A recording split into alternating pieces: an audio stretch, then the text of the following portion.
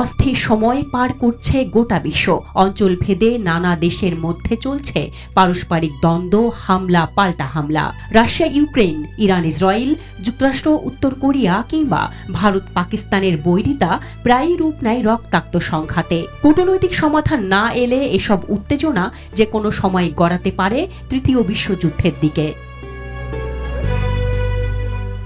যখনই বিশ্বযুদ্ধের সম্ভাবনার প্রসঙ্গ আসে তখনই প্রশ্ন ওঠে, কে কোন অবস্থানে, কে তুলনামূলকভাবে নিরাপদ। আধুনিক বিশ্ব ব্যবস্থার আন্তঃসংযুক্ততার কারণে সবচেয়ে সুরক্ষিত দেশও বৈশ্বিক সংঘাতের প্রভাব থেকে পুরোপুরি মুক্ত নয়। তবে আন্তর্জাতিক নিরাপত্তা বিশ্লেষকদের মতে কিছু দেশের নিরপেক্ষ নীতি, ভৌগোলিক অবস্থান ও ঐতিহাসিক পটভূমি তাদের তুলনামূলকভাবে নিরাপদ থাকতে সাহায্য করতে পারে। ইউরোপের দেশ হলেও ভৌগোলিক কারণে তুলনামূলকভাবে নিরাপদ আইসল্যান্ড।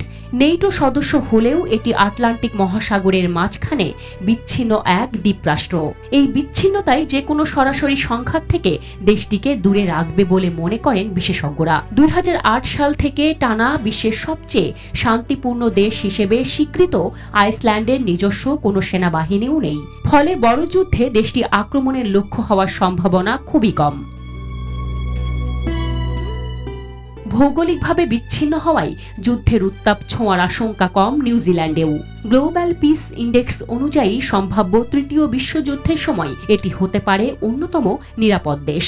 বিশ্বের সবচেয়ে শান্তিপূর্ণ দেশগুলোর তালিকায় থাকা নিউজিল্যান্ডের কৌশলগত অবস্থান এমন, যেখানে রাশিয়া ও যুক্তরাষ্ট্রের প্রভাবও তুলনামূলকভাবে কম। সুইজারল্যান্ড শতাব্দীর পর শতাব্দী ধরে নিরপেক্ষতা বজায় রেখেছে, যা আন্তর্জাতিকভাবে স্বীকৃতি পায় 1815 সালের ভিয়েনা কংগ্রেসে। প্রথম ও দ্বিতীয় বিশ্বযুদ্ধে দেশটি নিরপেক্ষ থেকেছে। আল্পস পর্বতমালা ঘেরা দেশটিকে বাইরের হামলা বা যুদ্ধের ঝুঁকি থেকে প্রাকৃতিকভাবেই অনেকটা সুরক্ষিত রেখেছে। তাছাড়া দেশটিতে রয়েছে 3,70,000 পারমাণবিক বাংকার, যেগুলো তেজস্ক্রিয়তা বা হামলা থেকে জনগণকে সুরক্ষা দিতে প্রস্তুত।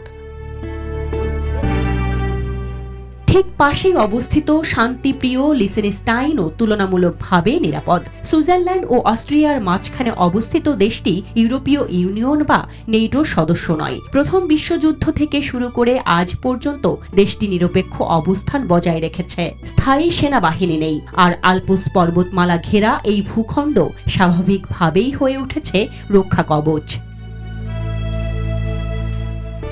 এছাড়াও Chile, Fiji, Bhutan, Greenland, Indonesia, দক্ষিণ আফ্রিকা, টুভালু ও আর্জেন্টিনাকে অনেক বিশ্লেষক সম্ভাব্য নিরাপদ হিসেবে বিবেচনা করেন, কারণ এসব দেশের ভৌগোলিক বিচ্ছিন্নতা, প্রাকৃতিক সম্পদ ও তুলনামূলক কম কৌশলগত গুরুত্ব। এমনকি অ্যান্টার্কটিকাও বিবেচনায় আসে একটি চরম বিচ্ছিন্ন সম্ভাব্য নিরাপদ স্থান হিসেবে, যদিও এটি কোনো দেশের আওতাভুক্ত নয়।